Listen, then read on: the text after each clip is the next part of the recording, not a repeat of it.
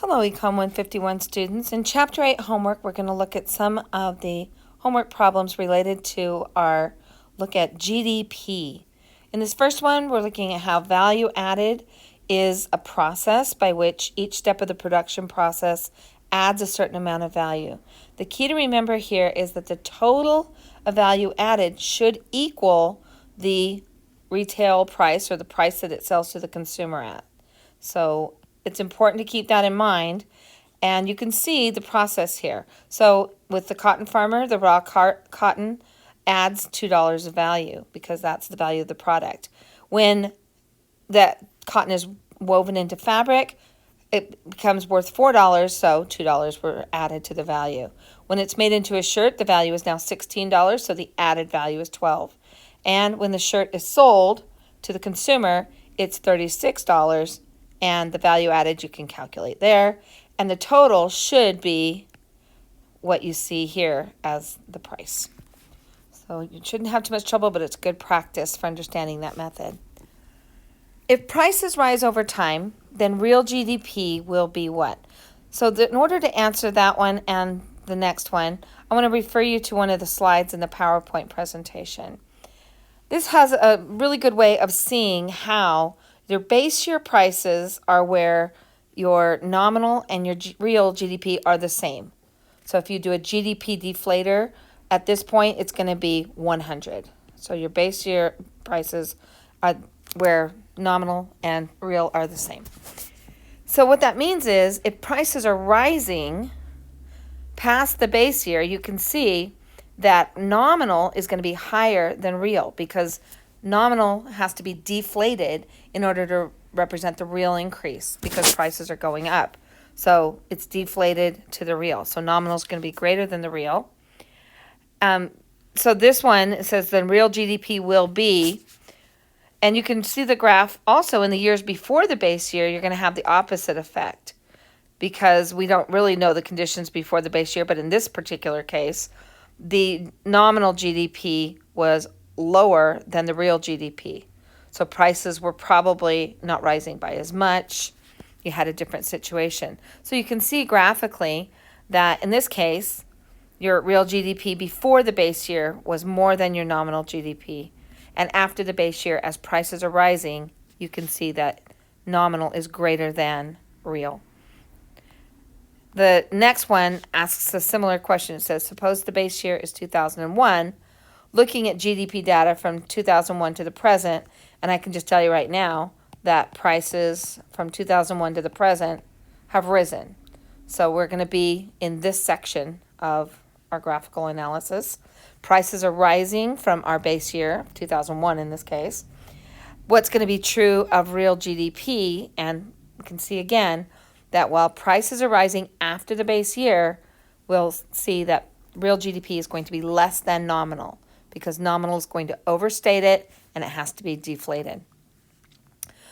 The related concept of the GDP deflator can be seen here, and the formula for finding the GDP deflator is provided for you, but it's a nice, easy one to remember. You're going to take your nominal GDP figure, divide that by your real GDP figure, multiply that result by 100, and it's going to give you an index value.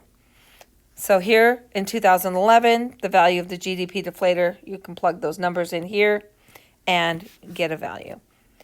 It doesn't ask you to go any further than that, but if you had to, you could calculate the GDP deflator for 2012 and then find the percent change between the two. It might be a good thing to practice just to get that skill down.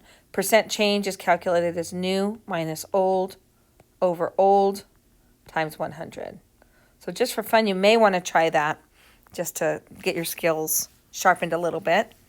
This next one, similar, and by the way, you can probably tell these are pulled from different places of Chapter 8 assignments. In 2011, the value of the GDP deflator is, and you know what? I've repeated a question here. No, they repeated a question. I see what it is.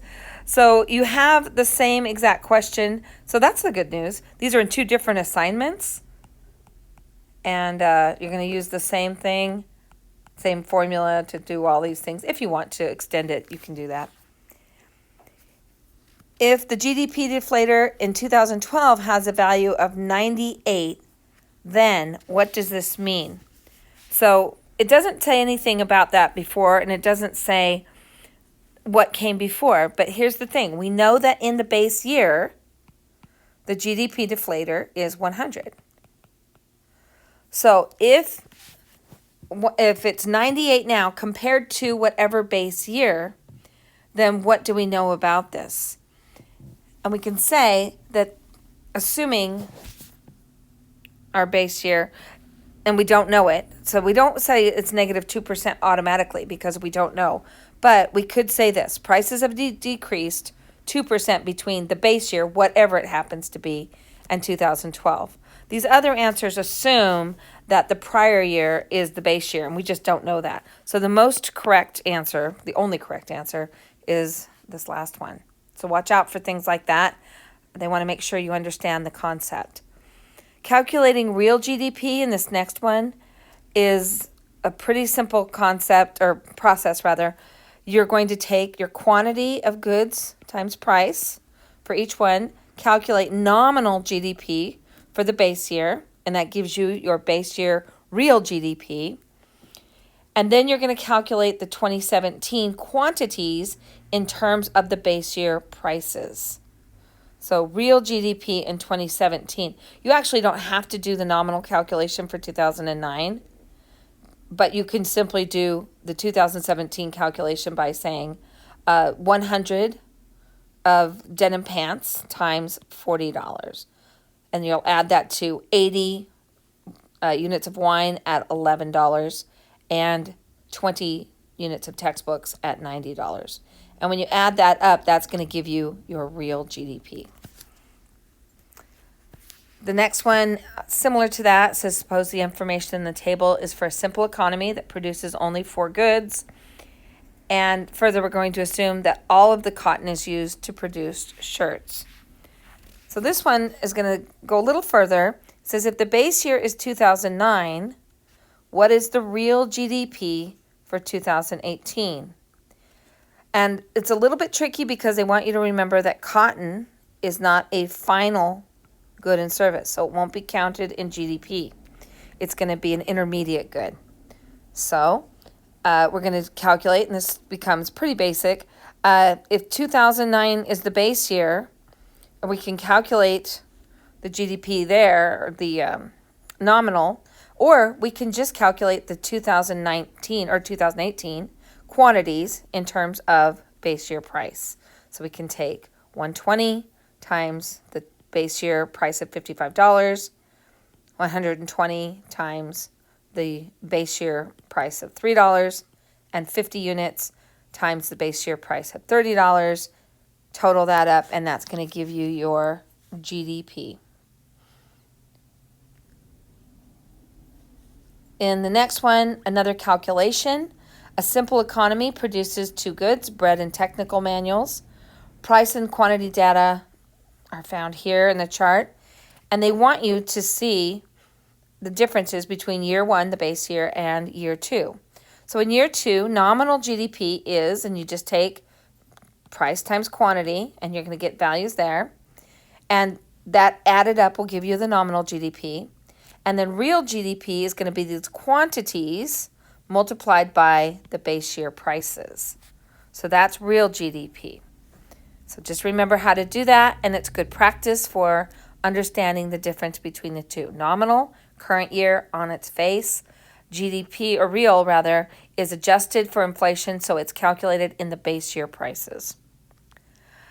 This one refers to those other measures of total production and income in the economy.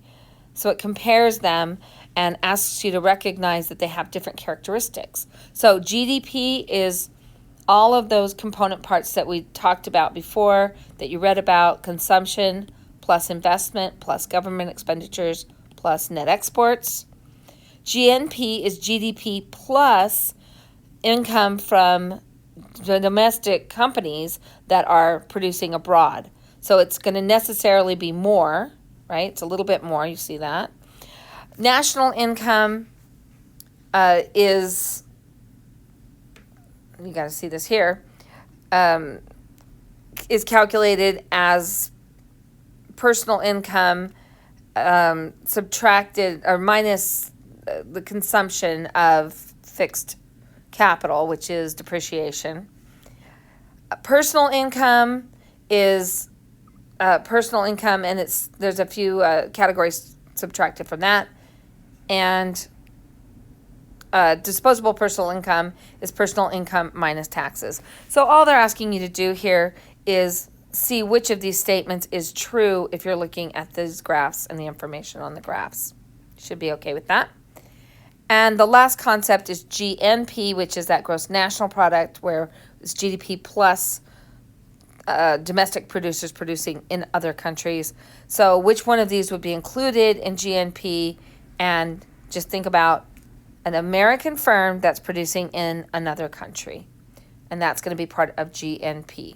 We don't count foreign firms that are producing in the United States. Those are counted in GDP. So if we counted those again, that'd be double counting. All right. So there you have a little bit of help with the homework and some other things that came up. And I wish you lots of luck with Chapter 8.